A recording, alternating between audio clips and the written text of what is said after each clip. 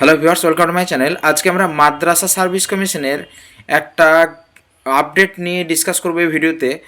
তো যেটা হচ্ছে যে আমরা আগে একটা ভিডিওতে আলোচনা করেছিলাম যে মাদ্রাসা সার্ভিস কমিশনের যে ভ্যাকেন্সি কালেকশনের মানে কতগুলো ভ্যাকেন্সিট আছে সেইটার জন্য কালেকশনের জন্য যে পিপিও 12 ডিসেম্বরের মধ্যে কিন্তু সমস্ত মাদ্রাসা হাই মাদ্রাসাগুলিকে কিন্তু জমা দিতে বলা হয়েছিল। এবং সেটা থেকে আমরা ওই যে একটা নোটিশ পাবলিশ করা হয়েছিল মাদ্রাসা কমিশনের ওয়েবসাইটে, সেই নোটিশ থেকে কিন্তু এখানে একটা লাইন লেখা ছিল যে সেটা কিন্তু যে সেভেন্থ এসএলএসটি যেটা চলছে মাদ্রাসা সার্ভিস কমিশনের, সেখানেই কিন্তু যে নিয়োগ প্রক্রিয়া হচ্ছে সেইটার জন্যেই নাকি এই কালেকশনটা চলছে। কিন্তু এই দেখুন এখানে একটা নিউজ পেপার দেখতে পাচ্ছেন, সেখানে কিন্তু অন্য কথা বলা হচ্ছে। সেখানে যেটা বলা হচ্ছে যে এই যে 4,660 এই যে ভ্যাকেন্সি যেটা মাদ্রাসা সার্ভিস কমিশনের কাছে আছে, এবং যে 12 ডিসেম্বরের মধ্যে যে পিপিও জমা দেওয়ার কথা বলা হয়েছিল ভ্যাকেন্সি সংক্রান্ত ব্যাপারে, তো সেইটা কিন্তু ডেট অলরেডি তো পার হয়ে গেছে। তো সেখানে কিন্তু এই যে নিউজ পেপার, সেখানে কিন্তু একটা মানে কথা বলা হচ্ছে যে মাদ্রাসা সার্ভিস কমিশনের যারা আর কি অফিসার, সেখানে কিন্তু এখানে একজন কর্মকর্তা কিন্তু দাবি করেছেন যে এই যে নতুন ভ্যাকেন্সিটা, সেই ভ্যাকেন্সিটা সেভেন্থ এসএলএসটির সাথে কোনোভাবেই কিন্তু অ্যাড করা হবে না। অর্থাৎ যেটা 2023 সালে রিক্রুটমেন্টের নোটিফিকেশান এসেছিল, এই যে নতুন ভ্যাকেন্সি বা এরপরে আরও যে ভ্যাকেন্সিটা আপডেট হবে, সেই আপডেটেড ভ্যাকেন্সিটা নিয়ে এইটথ এসএলএসটি কিন্তু হওয়ার একটা সম্ভাবনা কথা ভাবা হচ্ছে। এবং সেটা কিন্তু বিধানসভা ভোটের আগেই কিন্তু এই যে মাদ্রাসা সার্ভিস কমিশনের নতুন যে এক্সাম এইটথ এসএলএসটিটা কিন্তু হওয়ার একটা প্রবল সম্ভাবনা আছে। তো সেইটা জানানোর জন্যই আজকের এই ভিডিও। আর এসএলএসটি 2025 যেটা ডাব্লিউবিএসএসসির তরফ থেকে যেটা নিয়োগ প্রক্রিয়া স্টার্ট করা হয়েছে, সেটা কতদিন পর যে শেষ হবে তার কোনো সীমানা কিন্তু নেই। কারণ কালকে আমরা সুপ্রিম কোর্টে যে এই যে নিয়োগ রিক্রুটমেন্ট প্রক্রিয়া তার যে ডেডলাইন দেওয়া হয়েছে, সেটা 31 আগস্ট, মানে এখনও 8 মাস পুরো পেন্ডিং হয়ে গেছে। তার মানে তার মধ্যে বিধানসভা ভোটও পার হয়ে যাবে। তাছাড়া স্কুল সার্ভিস কমিশনের যে ফ্রেশারদের প্রতি যে মনোভাব প্রথম থেকেই তারা বারবার বলে এসছে, তারা যদি এক্সপিরিয়েন্স পায় তাহলে ফ্রেশার কেন নেবে, বা ফ্রেশারদেরকে বঞ্চিত করার জন্য তারা যেন প্রত্যেক পদক্ষেপে একদম প্রস্তুত হয়ে আছে, এরকমভাবে কিন্তু তারা প্রত্যেকটি স্টেপ কিন্তু আগাচ্ছে। সেখানে 10 মার্কস এক্সট্রা দেওয়া হোক বা যে কোনো ব্যাপারে যেটা স্কুল সার্ভিস কমিশন স্টেপ নিচ্ছে, সব কিন্তু কখনোই কিন্তু ফ্রেশারদের প্রতি পজিটিভ মনোভাব স্কুল সার্ভিস কমিশনের ছিল না, বা পরবর্তীকালে থাকবে তার কোনো আশা কিন্তু ফ্রেশারদের করা উচিত নয়। এমনকি যারা ইন সার্ভিস টিচার, আগের দিন আমরা ভিডিওতে বলেছিলাম ইন সার্ভিস টিচারদেরই হয়তো 45% 50% এখনও চান্স পায়নি। তো তাদের এখন নিয়োগ যদি করাতে হয়, কারণ তারা যেহেতু ভেরিফিকেশান কল ফর ভেরিফিকেশানে চান্স পায়নি, এবং কল ফর ভেরিফিকেশানে কিন্তু অলরেডি 1.6 রেশিও কিন্তু ছাড়িয়ে গেছে 9-10-এ, সেখানে সেহেতু সেকেন্ড লিস্ট আসার সম্ভাবনা খুব কম। তাহলে ভাবুন যে ইন সার্ভিস যারা যোগ্য ক্যান্ডিডেট, তাদেরকেই এখন নিয়োগ করাতে গেলে আবার হয়তো নতুন ভ্যাকেন্সি আনতে হবে, তবেই তাদেরকে নিয়োগ করা পসিবল। তো সেটাও এখন একটা মুশকিলের মধ্যেই পুরো ইন সার্ভিসটাও কিন্তু পড়ে আছে। তো এখন কবে কী হবে, এখন পুরো 8 মাস টাইম পেয়ে গেল, যেহেতু ভোটের একটা প্রেশার ছিল সেটাও কিন্তু যেহেতু পার হয়ে গেল। তো এইটা এখন কি হবে সেটা এখন 31 আগস্ট অবধি যাওয়ার পরেই জানা যাবে। তো যাই হোক, এসএলএসটি 2025 যেটা স্কুল সার্ভিস কমিশনের এসএলএসটি 2025, সেটা কিন্তু সেটার প্রতি মানে ফ্রেশারদের যারা কল ফর ভেরিফিকেশান পাননি তাদের চান্স তো আর খুবই একটা থাকলো বলে মনে হয় না। যারা চান্স পেয়েছেনও তাদেরও আশা করা যায় ফ্রেশারদেরকে ইন সার্ভিস বাদ দিয়ে নেওয়ার চান্স খুবই কম। যদি 10 নাম্বার বাতিল হতো তাহলে একটা হতো, কিন্তু বাতিল হওয়ার কোনো রাস্তা এখন দেখা যাচ্ছে না। যদিও আবার সিঙ্গেল বেঞ্চ মাননীয় বিচারপতি অমৃতা সিনহা ম্যাডামের বেঞ্চে যদি কিছু একটা ডিসিশন না হয়, তো পরে তো আবার রিভিশন বেঞ্চ আছে। আর সুপ্রিম কোর্টে গিয়ে তো সব মামলা এদিক ওদিক হয়ে যাচ্ছে, কারণ মামলা তো পুরোপুরি যে বড় বড় আইনজীবী তাদের আর্গুমেন্টের উপরে যেন পুরো রায়টা হয়ে যাচ্ছে। এখানে অ্যাকচুয়ালি সিচুয়েশন কি সেটা কিন্তু সুপ্রিম কোর্ট পর্যন্ত পৌঁছাছেই না। সেখানে বড় বড় আইনজীবীরা তাদের মতন করে, বুদ্ধিজীবী আইনজীবীরা সুন্দর করে বুঝিয়ে দিচ্ছেন এবং সেই মতো কিন্তু রায় চলে আসছে। তো এটা খুবই একটা মুশকিল। তো সেহেতু সুপ্রিম কোর্ট পর্যন্ত গেলে হয়তো আবার যদি বাতিল হয় তো আবার সেটা আবার রিস্টোরও করে দেওয়া যেতে পারে।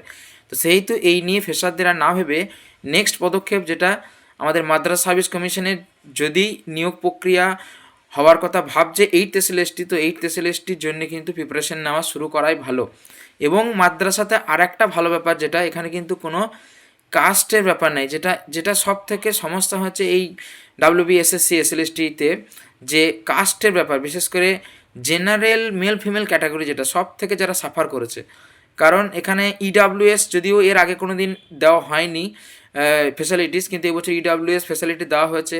তো EWSরা খুবই কম মার্কসের মধ্যে কিন্তু তারা কল ফর ভেরিফিকেশন পেয়েছে। ফিমেল ক্যান্ডিডেটরাও একটু হলেও অ্যাডভান্টেজ পেয়েছে জেনারেল মেল ফিমেলের থেকে। তো যাই হোক, কিন্তু জেনারেল মেল ফিমেল এই ক্যাটাগরির ফাঁকে পড়ে কিন্তু অনেক ভালো ক্যান্ডিডেট কিন্তু চান্স এখানে পায়নি। কিন্তু মাদ্রাসা সার্ভিস কমিশনে কিন্তু আপনাদের কোনো ক্যাটাগরির, এই যে ক্যাটাগরি 10 নাম্বার একটা ভাইরাস এবং এই যে ক্যাটাগরির ভাইরাস, এটাও কিন্তু আপনাদের সম্মুখীন হতে হবে না। তো ক্যাটাগরি থাকবে না, আর একটা বড় ব্যাপার নেগেটিভ মার্কিং থাকবে। তো এখানে কিন্তু এক্সামটা একটা বিরাট ভাইটাল হয়ে যাবে। এবং আগের যে 7th SLST মাদ্রাসা সার্ভিস কমিশনে হয়েছে, সেখানে কিন্তু ফ্রি ফেয়ারলি কিন্তু অনেকেই নিয়োগ পেয়েছেন, অনেক ভালো স্টুডেন্ট কিন্তু নিয়োগ পেয়েছেন যারা ভালো এক্সাম দিতে পেরেছিল। তো সেরকম যদি ভালো ক্যান্ডিডেট থাকে যারা এখানে 60-র মধ্যে 58, 59, 57 পেয়েও চান্স পেলেন না, তারা কিন্তু মাদ্রাসাতে একবার চান্স নিতেই পারেন। কারণ মাদ্রাসা কিন্তু পুরোপুরি এক্সাম ডিপেন্ডেন্ট হবে রিক্রুটমেন্ট। ইন্টারভিউ আছে, কিন্তু ওখানে কিন্তু পুরোটা, এখানে যেমন 40 নাম্বার কমিশন হাতে নিয়ে নিয়েছিল, ওখানে কিন্তু 40 নাম্বার হাতে নেওয়ার জায়গা নেই, ঠিক আছে? 40 না হলে 30 নাম্বার হাতে, আর 10 নাম্বার একাডেমিক ছিল। তো 30 নাম্বার যে হাতে নিয়ে কাজ করছিল, সেখানে কিন্তু অতটা হাতে নিয়ে কাজ হবে না। যাই হোক, কিন্তু ওখানে কিন্তু নেগেটিভ মার্কিং আছে, কোনো ক্যাটাগরিজ নাই। তো সেহেতু কিন্তু যারা সবথেকে বেশি বঞ্চিত জেনারেল মেল ফিমেল ক্যাটাগরি, তাদের জন্য কিন্তু একটা ভালো রিক্রুটমেন্ট আসতে চলেছে, একটা আশার আলো। তো এই স্পেশালিস্টটি কিন্তু হবে, যেটা মাদ্রাসা বোর্ডেরই কিন্তু যারা কর্মকর্তা তারাই কিন্তু এই নিউজ পেপারে বলেছেন বলে এই নিউজ পেপার দাবি করছে যে এটা কিন্তু এই যে নতুন ভ্যাকেন্সি, সেটা কিন্তু কোনোভাবেই 7th SLSTতে মানে অ্যাড করা হবে না। এই নিয়ে কিন্তু একটা আন্দোলনও ছিল, ডেপুটেশন ছিল। সেই ডেপুটেশনের পরেও কিন্তু জানানো হয়েছে যে নতুন যে ভ্যাকেন্সি, সেটা 7th SLSTতে আর কোনোভাবেই ভ্যাকেন্সি বৃদ্ধি করা হবে না। নতুন যে ভ্যাকেন্সি বা পরে যে ভ্যাকেন্সিটা আপডেট হবে, সেইটা নিয়ে একটা 8th SLST অর্থাৎ নতুন একটা রিক্রুটমেন্ট প্রক্রিয়া স্টার্ট হবে, এবং সেটা সম্ভবত বিধানসভা ভোটের আগেই হবে। তো এটা একটা ভালো চান্স আপনারা নিতে পারেন যারা নতুন করে এই নিয়োগ প্রক্রিয়ায় অংশগ্রহণ করতে চাচ্ছেন বা নতুন করে শুরু করতে চাইছেন আবার। তো আমরাও আমাদের চ্যানেলে নতুন করে ভিডিও আপলোড করার চেষ্টা করব, প্রত্যেকটি সাবজেক্টের ভিডিও আপলোড করার চেষ্টা করব, এবং সব থেকে কম ফিস দিয়ে কিন্তু আমরা একটা কোর্সও আনার চেষ্টা করব, যাতে করে সবাই সাবজেক্টটা আবার নতুন করে, যারা নতুন করে শুরু করবে, যারা পুরনো SLST 2005-এ দিয়েছিল, যারা বঞ্চিত হয়েছে, বা নতুন যাদের আবার নতুন করে যারা ফুলফিল করেছে, যে এজ হয়তো তাদের নতুন করে হয়েছে, বা নতুন করে যাদের বিএড হয়তো 3rd সেমিস্টার 4th সেমিস্টার ছিল, যারা নতুন কমপ্লিট করলো, তারাও তো আবার এখানে আসবে। তো যারা নতুন ক্যান্ডিডেট এই SLST 8th SLST মাদ্রাসা সার্ভিস কমিশনের এখানে অংশগ্রহণ করতে চান, তারা কিন্তু আমাদের ম্যাথামেটিক্সের কিন্তু একটা মানে ব্যাচ আমরা আনবো খুব কম পয়সার মধ্যে, এবং মানে স্টুডেন্ট ফ্রেন্ডলি হবে, খুব কম পয়সার মধ্যে আমরা নোট সমস্ত কিছু একদম কমপ্লিট কম্প্যাক্ট একটা কোর্স কিন্তু আনবো। তো আপনারা চাইলে সেখানে যোগাযোগ করতে পারেন। তো এবং আমরা খুব তাড়াতাড়ি শুরু করতে হবে, কারণ যদি বিধানসভার ভোটের মধ্যে আমাদের এই এখন সব এই SLST WBSSCর যে SLST এইটার মধ্যেই পড়ে আছে, প্রতিদিন এইটার মধ্যেই পড়ে থাকলে হবে না।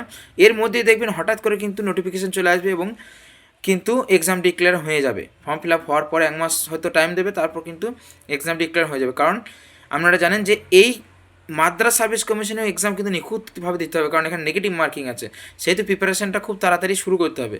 না হলে কিন্তু আবার এই SLSTর মধ্যেই পড়ে থাকবেন, দেখবেন এক্সাম কিন্তু পেরিয়ে চলে যাবে, এই সুযোগটাও কিন্তু হাতছাড়া হয়ে যাবে।